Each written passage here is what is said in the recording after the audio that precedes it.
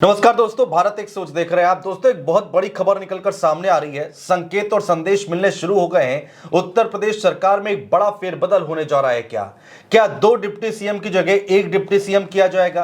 क्या दोनों deputy CM के ऊपर तलवार लटक रही है? क्या उनको हटाया जाएगा? हम बात कर रहे हैं केशव प्रसाद मौर्य और ब्रजेश पाठक की। ऐसा हम क्यों कह रहे हैं, ये जानने और समझने के लिए हमारे साथ पत्रकार चंद्रकांत मौजूद है। चंद्रकांत, बहुत स्वागत है आपका।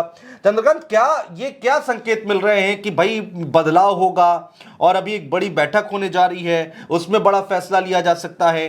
केशव प्रसाद मौर्य जो कि लगातार दिल्ली में डेरा जमाए हुए हैं, ब्रजेश पाठक जो कि कानपुर में अपनी ही सरकार का जो फैसला था, जो योगी आदित्यनाथ ने फैसला लिया हूटर वाला, उसको कहा कि ये फैसला वापस लेना चाहिए। आखिर चल क्या रहा है? देखिए, सिलसिलेवार ढंग से अगर इस उत्तर प्रदेश के सियासी घटनाक्रम को समझने की कोशिश करेंगे तो आपको ये समझ में आएगा कि सब कुछ ठीक नहीं चल रहा है। अंतर्द्वंद है, क्लेश मचा हुआ है और ये सब कुछ शुरू हुआ है मोटे तौर पर अगर आप देखेंगे तो 4 जून के बाद। लेकिन ये अंतर्कलह पुरानी है, ये लंबे वक्त से चली आ रही है। आपने 2 नामों का जिक्र किया, एक नाम आपने लिया केशव प्रसाद मौर्य का और एक नाम आपने लिया ब्रजेश पाठक का। मैं सबसे पहले केशव मौर्य के बारे में बात करना चाहता हूं। केशव मौर्य की पॉलिटिकल एक्टिविटीज को अगर आप देखेंगे तो 4 जून के बाद से अनुज जी, मुझे नहीं लगता कि आपने उनको लखनऊ में कहीं देखा होगा, किन्हीं कार्यक्रमों में देखा होगा। इक्का दुक्का मौकों को आप छोड़ दीजिए। उत्तर प्रदेश में 4 जून के बाद से अब तक 2 कैबिनेट मीटिंग्स हो चुकी हैं और कैबिनेट मीटिंग बेहद महत्वपूर्ण होती हैं किसी भी राज्य के लिए, और वो भी तब जब उस राज्य में सत्ताधारी पार्टी बुरी तरीके से शिकस्त खा चुकी है। उन दोनों मीटिंग्स में वो गायब रहे, नहीं थे उन मीटिंग्स में, उनकी कुर्सी खाली रही। दूसरा, परिणाम आने के बाद योगी आदित्यनाथ ने, आपको याद होगा कि मैराथन मीटिंग्स की थी, बैक टू बैक 2 दिन तक मीटिंगों का सिलसिला चला था, एक दिन में 12-12 मीटिंग कर दी थी। उन तमाम मीटिंग्स में केशव प्रसाद मौर्य गायब थे, नदारद थे। आपको वो नजर कहां आते हैं अनुज जी? नजर आते हैं वाराणसी में नरेंद्र मोदी के कार्यक्रम में, जब प्रधानमंत्री वहां पहुंचते हैं अपनी जीत के बाद। तो ये क्या सवाल खड़े करता है। दूसरा, दिल्ली दौरे पर वो जेपी नड्डा और बीएल संतोष से मुलाकात करते हैं, ये क्या दिखाता है? कैबिनेट मीटिंग जिस दिन थी, केशव मौर्य गायब थे, तो पत्रकारों ने जब सवाल पूछे, पता करने की कोशिशें हुई, तो ये पता चला कि केशव मौर्य दिल्ली में है। 4 जून को नतीजा आया था और हम जब बात कर रहे हैं तो 1 महीना बीत चुका है। 1 महीने से केशव प्रसाद मौर्य आखिर दिल्ली में कर क्या रहे हैं? आखिर ये कौन सी रणनीतिक और राजनीतिक तैयारी है जिसको केशव प्रसाद मौर्य अंजाम देने की कोशिश कर रहे हैं? क्या वो प्रदेश अध्यक्ष बनना चाहते हैं?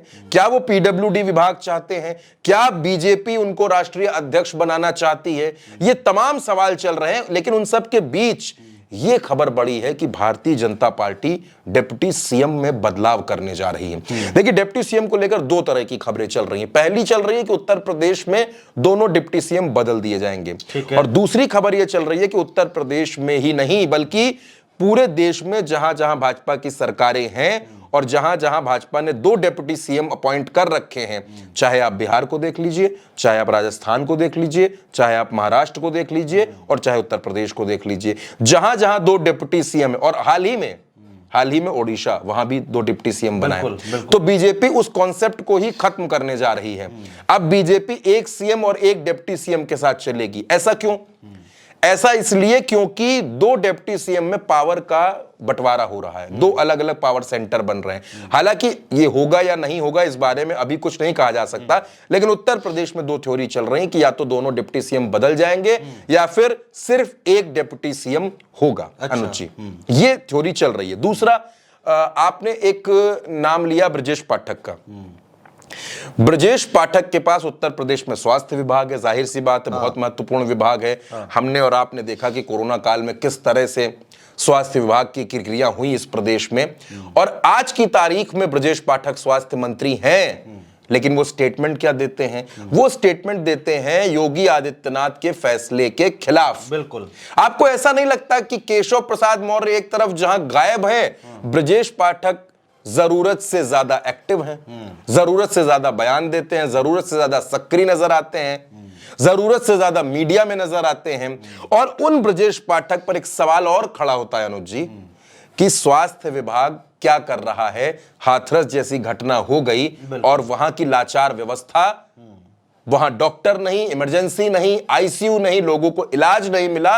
अगर सिर्फ ऑक्सीजन होती अनुज जी तो बहुत से लोगों की जान बच सकती थी, लेकिन ऑक्सीजन नहीं थी, डॉक्टर नहीं थे, इमरजेंसी के जो दुरुस्त इंतजाम होने चाहिए वो नहीं थे। तो जाहिर तौर पर आप मानिए कि जो आपने बात कही है, जिस बात को आपने उठाया है, जिस सवाल को उठाया है, और मैं कहूंगा जिस तरीके के संकेत मिल रहे हैं उत्तर प्रदेश में, कोई बड़ी बात नहीं है कि ब्रजेश पाठक के पास से डिप्टी सीएम का पद चला जाए। और हो सकता है, मैं तो इससे आगे की एक बात कह रहा हूं, हो सकता है स्वास्थ्य मंत्री भी उत्तर प्रदेश में बदल दिया जाए। बिल्कुल। और अब जिस तरह की तस्वीरें निकलकर सामने आई है चंद्रकांत भाई, आप छापा मार, मंत्री अखिलेश यादव कहते थे कि छापा मार रहे हैं, और ठीक है छापा मार रहे थे, ब्रजेश पाठक लगातार सक्रिय दिखाई दे रहे थे, लेकिन वो जमीन पर क्यों, जब ऐसी त्रासदी आई है, जब ऐसी घटना हुई है, तो स्वास्थ्य व्यवस्थाएं उनकी पोल खुलती दिखाई दे रही है। तो अकाउंटेबिलिटी, जवाबदेही तो स्वास्थ्य मंत्री की ही बनेगी ना, बिल्कुल जाहिर तौर ब्रजेश पर, पाठक की ही बनेगी। और अगर उन पर कोई एक्शन लिया जाता है तो इस पे गलत क्या है? देखिए, मैं आपसे वही बात कह रहा हूं ना कि देखिए, कार्रवाई बहुत लोगों पर होगी, अधिकारियों पर होगी, ये बात तो समझ में आती है। जो डीएम के लेवल पर, एसपी के लेवल पर, एडीजी के लेवल पर जो भी कमियां रही हैं, जो प्रशासनिक भूलें रही हैं, उन पर कार्रवाई होगी। लेकिन एक जिम्मेदारी स्वास्थ्य मंत्री की भी तो तय होनी चाहिए ना, या फिर वो इतने महत्वाकांक्षी हो गए हैं, उनकी महत्वाकांक्षा इतनी ज्यादा बढ़ गई है। बात ये भी है अनुज जी।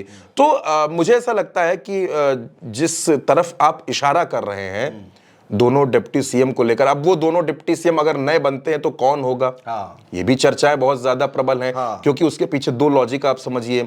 मौर्य वोटर्स इस बार बिदक गए भाजपा से, कुर्मी, कुशवाहा, शाक के लोधी, धोबी, ये सब बिदक गए। इसके अलावा बड़ी संख्या में दलित वोटर्स जो पिछले 10 सालों में भारतीय जनता पार्टी का साथ दे रहे थे, वो इस बार नाराज होकर इंडिया गठबंधन के साथ चले गए। उन्होंने न मायावती को चुना, ना उन्होंने भाजपा को चुना, और वो सपा और कांग्रेस के साथ गए। तो क्या कोई दलित चेहरा होगा, क्या कोई ओबीसी चेहरा होगा? तो अगर एक डेप्यूटी सीएम होता है चंद्रकांत, तो उसमें क्या दलित और ओबीसी की ज्यादा समझ में आ रहा है कि ज्यादा चांसेस है बन सकते? मुझे लगता है, जो मेरा अपना अनुमान है, कि अगर एक डिप्टी सीएम का फॉर्मूला हुआ तो या तो डिप्टी सीएम दलित होगा, और उस स्थिति में प्रदेश अध्यक्ष जो होगा वो ओबीसी हो जाएगा। ठीक है, ठीक है। तो ये बड़ी खबर निकल कर देखिए सामने आ रही है। राजनीति है, संदेश और संकेतों पर चलती है, और उसी पर हम चर्चा कर रहे हैं कि आखिर क्या कुछ संभावनाएं बन सकती हैं। लेकिन सरकार और संगठन में अभी फिलहाल उत्तर प्रदेश की राजनीति में बहुत कुछ ठीक नहीं चल रहा है। भारतीय जनता पार्टी की हम बात कर रहे हैं।